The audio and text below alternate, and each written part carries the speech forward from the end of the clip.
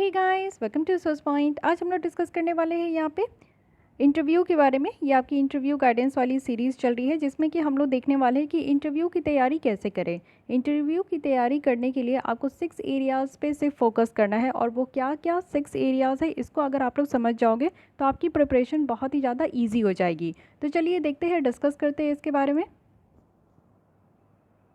तो बात करते हैं हम लोग कि इंटरव्यू में हमें किस किस एरिया पे ध्यान देनी चाहिए। ये 6 एरियाज़ है जो कि आपको एकदम से ध्यान देना है, इसके ऊपर आपको प्रिपरेशन करनी है। सबसे पहले न्यूज़पेपर की अगर मैं बात करूं तो अब तक आप पढ़ रहे थे कि नहीं पढ़ रहे थे, इट डज़न्ट मैटर, बट अब आपको रीड करना स्टार्ट कर देना चाहिए। देश दुनिया की और अपने बिहार की जो जानकारी है वो पूरी तरीके से आपको पता होना चाहिए कि करंट इवेंट्स में हो क्या रहा है, क्योंकि वो बात करेंगे आपसे कि करंट टॉपिक पे एक दो टॉपिक उठाएंगे और उससे आपको बात करेंगे। ऐसा नहीं कि 1 to 1 आपसे क्वेश्चन पूछेंगे करंट के बारे में, वो आपसे नॉर्मल टॉक करते हैं।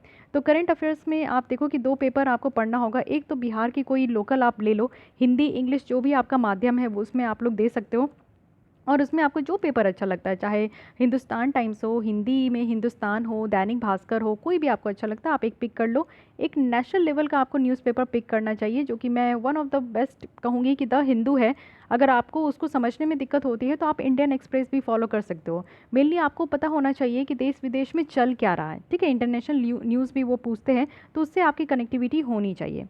सेकंड, आपसे पूछा जाएगा कि आप ग्रेजुएशन कब किए थे और कहाँ से किए थे, किस सब्जेक्ट में किए थे।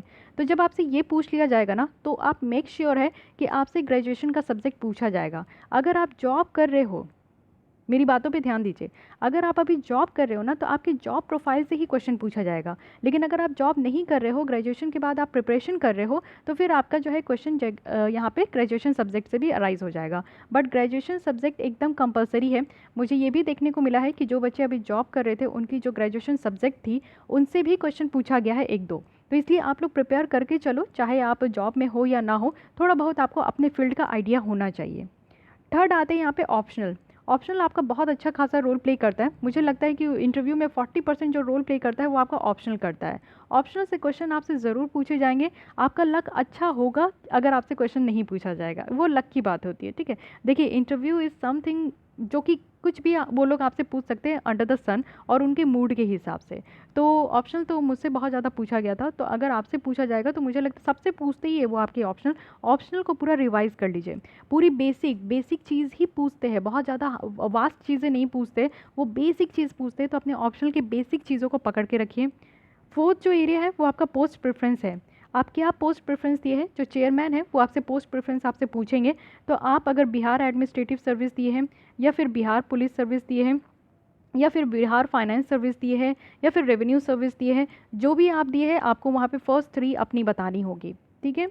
फिर आपको आता है, हाँ, फर्स्ट 3 बतानी होगी, तो वो आपसे इससे क्वेश्चन पूछेंगे कि एडमिनिस्ट्रेटिव सर्विस आप क्यों लिए हैं, क्या सोच के आप एडमिनिस्ट्रेटिव सर्विस में आना चाहते हैं, क्यों आना चाहते हैं। ये व्हेन वाई व्हाट आपसे ज़रूर पूछा जाएगा। और इसी में अगर आप बिहार पुलिस सर्विस अपनी प्रेफरेंस में दिए हैं तो फिर आप रेडी हो जाइए कि वो आपको ग्रिल करेंगे ही कि क्यों आपको लेना है। ये बहुत एक अजीब सी क्वेश्चन बन जाती है, और ये सोचने वाली भी बात है कि आप फर्स्ट सर्विस को छोड़कर सेकंड सर्विस को अपने प्रेफरेंस में रखें। तो वो आपसे बेसिकली जानना चाहते हैं कि आप पुलिस सर्विस को क्यों प्रेफरेंस दे रहे हैं। तो आपसे व्हेन वाई व्हाट पूरा लगता है, इसके ऊपर आपसे डिस्कशन भी अच्छे खासे हो जाएंगे। फिफ्थ पोर्शन आपको देखने को मिलेगा कि बिहार स्पेसिफिक, बिहार की जो मेन इश्यूज़ है, जैसे आप देखो पॉवर्टी है, अभी कोविड-19 के बाद जो रिवर्स माइग्रेशन की प्रॉब्लम है, साथ ही हमारे यहाँ जो हेल्थ फैसिलिटी उस तरीके से नहीं दिया जा रहा है, अनएम्प्लॉयमेंट की रेशियो बहुत ज़्यादा है, महिलाओं के ऊपर अत्याचार बढ़ते जा रहे हैं, बच्चियों को पढ़ने नहीं दिया जाता है, बाल विवाह हो जाता है, और हमारे यहाँ जो है आप देखो अल्कोहल बैन है। कोई भी तरीके की इशू है ना बिहार की, तो बिहार की इशू आपको पता होना चाहिए। इसमें सबसे ज़्यादा इंपॉर्टेंट है 7 निश्चय।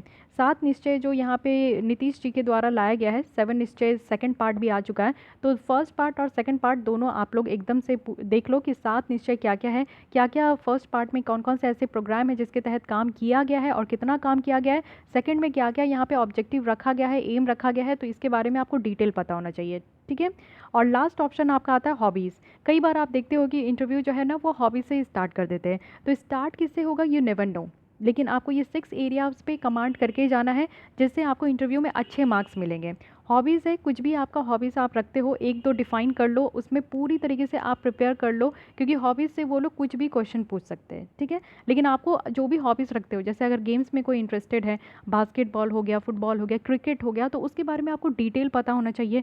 अगर उससे रिलेटेड जो है अभी करंट अफेयर्स में कुछ चल रहा है, कोई इसके अच्छे प्लेयर्स है, best player of India, best player of world, तो वो भी आपको पता होना चाहिए। काफ़ी तरीके के क्वेश्चन बनते हैं। अगर आप लोग यहाँ पे सजेस्ट करोगे तो मैं हर एक टॉपिक से रिलेटेड जो है कुछ क्वेश्चन आप लोग को बता दूंगी कि मुझसे कैसा पूछा गया था और कैसे कैसे क्वेश्चंस आपसे पूछने की आशंका है, ठीक है? तो ये 6 एरियाज़ है, आई होप कि आपको यहाँ पे क्लियर हो गया होगा। इसके अलावा आपको कुछ पढ़ने की ज़रूरत नहीं है और इसके अलावा आपका बचा भी नहीं है। आपका जो जीएस का पेपर है वो करंट अफेयर से ही कवर हो जाता है, लेकिन आपको बिहार के बारे में नॉलेज होना चाहिए, क्योंकि वहाँ पे आप कभी नहीं रिवील कर पाओगे कि आप बिहार से हो या नहीं हो। लेकिन आप बिहार का एग्ज़ाम दे रहे हो तो बिहार की जो बेसिक समस्या है, प्रॉब्लम्स है, उसके बारे में आपको पता है कि नहीं। फिर वो आपसे सॉल्यूशन भी पूछेंगे कि हमारे देश में, हमारे बिहार में इतनी गरीबी है, अभी तो और गरीबी बढ़ चुकी है, लोगों को जॉब नहीं है, आप कैसे टैकल करोगे, कैसे उनको हैंडल करोगे। अगर आपका बिहार पुलिस सर्विस यहाँ पे प्रेफरेंस में है, तो आपसे ये पूछा जाएगा कि महिलाओं के अगेंस्ट में इतना ज़्यादा क्राइम बढ़ते जा रहा है, रात में क्राइम बढ़ते जा रहे हैं, तो आप क्या ऐसा इनिशिएटिव लेकर आएंगे जिससे कि आप ये सारे क्राइम्स को हैंडल कर सको। तो काफ़ी तरीके के कॉमन सेंस के भी क्वेश्चन पूछते हैं, वो आपका सोच देखते हैं, आपकी आइडिया देखते हैं, आपका कॉन्फिडेंस देखते हैं, आपका वे ऑफ टॉकिंग देखते हैं, आपकी बॉडी लैंग्वेज देखते हैं। तो इंटरव्यू में आपकी बहुत सारी चीज़ें जो है जज हो जाती हैं जो अब तक जज नहीं हुई है। ये बिल्कुल आपका प्रीलिम्स और मेंस से अलग हटके होता है। तो अब तक जो आपका टेस्ट नहीं हुआ है, आपका पर्सनालिटी का टेस्ट है, कहते हैं कि इसको पीआई है, ये आपका पर्सनालिटी टेस्ट होता है यहाँ पे, ठीक है? तो पर्सनालिटी में आपका नॉलेज भी इंक्लूड होता है। अगर ऐसा है कि अगर आप सारे सवालों का जवाब नहीं देते हैं तो आपकी जो है मार्क्स बहुत कट हो जाएगी, ऐसा बिल्कुल भी नहीं है। देखिए, अगर 10 क्वेश्चन भी आपसे पूछा जा रहा है और अगर आप 5 का भी जवाब दे दिए हैं अच्छे से विद कॉन्फिडेंस, कोई ब्लफ नहीं करना, कोई झूठ नहीं बोलना, आपको नहीं आ रहा है तो सीधे आप सॉरी बोल के निकल जाओ, कोई इसमें परेशानी नहीं है। वो टॉपिक छोड़ के जो है ना वो लोग दूसरे टॉपिक पे बात करने लगेंगे। तो ऐसा नहीं है कि आपको नहीं आ रहा है तो आप टेंशन ले लो, आप जो है कुछ भी उनको ब्लफ करो, कुछ भी आंसर देने लगो, ये सारी गलती आपको नहीं करनी है वहाँ पे। तो अगर आप 10 में से 5 क्वेश्चन का भी आंसर देते हो लेकिन कॉन्फिडेंस के साथ दे रहे हो और सही जवाब दे रहे हो ना, तो आपको मार्क्स अच्छे आएंगे, ये चीज़ आप समझ के चलो, ठीक है? लेकिन सिली मिस्टेक भी नहीं करना है। यहाँ आई बटन पे मैं ज़रूर इसको पुट कर दूंगी कि जो मैं ब्लंडर करके आई हूँ वो ब्लंडर आप लोग बिल्कुल मत कीजिएगा। फैक्ट्स पे ज़रूर ध्यान रखिएगा, अपने ऑप्शनल सब्जेक्ट के फैक्ट्स पे ज़रूर ध्यान रखिएगा। और जो एकदम सिंपल सी चीज़ पूछी जाए अगर वो आप वहाँ मिस आउट कर जाते हो तो फिर एक ब्लंडर वो आपका काउंट हो जाता है। तो कोई बात नहीं, वो सबके साथ नहीं होता, ये रेयरेस्ट ऑफ रेयर है। अगर हो गया तो कोई बात नहीं, लेकिन हाँ, उसके अलावा भी आप बहुत जगह पे अपनी स्कोरिंग कर सकते हो। ग्रेजुएशन सब्जेक्ट से जो क्वेश्चन पूछा जाए, हॉबीज़ में पूछा जाए, बिहार स्पेसिफिक है, पोस्ट प्रेफरेंस है, न्यूज़पेपर है, इन सब में अच्छी स्कोर कर लीजिए तो कोई प्रॉब्लम नहीं होता है, ठीक है? तो टेंशन लेने की बात नहीं है, अच्छे से प्रिपेयर कीजिए। आप लोग आराम से जो है हर एक चीज़ को रिवाइज़ करते जाइए। आप लोग इसको 2-2 3-3 डेज़ में आप बांध लो कि 3 दिन में आप अपने ग्रेजुएशन सब्जेक्ट को रिवाइज़ कर लोगे। 3 दिन आपको हॉबीज़ में पूरी जितनी भी क्वेश्चन आपको लग रहा है, सोते जागते खाते पीते आपको पूरा पता होना चाहिए हर टाइम कि आपसे क्या क्या क्वेश्चन पूछा जा सकता है, क्या क्या एक्सपेक्टेड है। ये आपको खुद ही एनालाइज करना होगा। एक कॉपी में आप लिखते जाओ और उसके आंसर भी आप लिखते जाओ, और साथ ही साथ खुद ही आप प्रैक्टिस कर सकते हो। कोई ऐसा ज़रूरी नहीं है कि आप मॉक दोगे तो ही आपका प्रैक्टिस होगा, लेकिन मॉक ज़रूर दीजिएगा। इंटरव्यू से पहले जो है ज़रूर मॉक दीजिएगा, क्योंकि उससे आपको पता चल जाएगा ना कि आप मिस्टेक कहाँ कर रहे हो, ठीक है? समटाइम्स क्या होता है कि आप खुद नहीं इसको जज कर पाते हो, लेकिन सामने जो बैठा इंसान है वो आपको बता देता है। तो मॉक ज़रूर दीजिएगा और इस तरीके से आप लोग तैयारी कर सकते हैं। कोई और भी आपके मन में अगर क्वेश्चन है तो आप ज़रूर कमेंट बॉक्स में लिखिए। मैं नेक्स्ट लेसन जो है उसी पे आपको लेकर आऊँगी, उसमें आपको बता दूँगी कि आपके क्वेश्चन का जो भी आंसर होगा, ठीक है?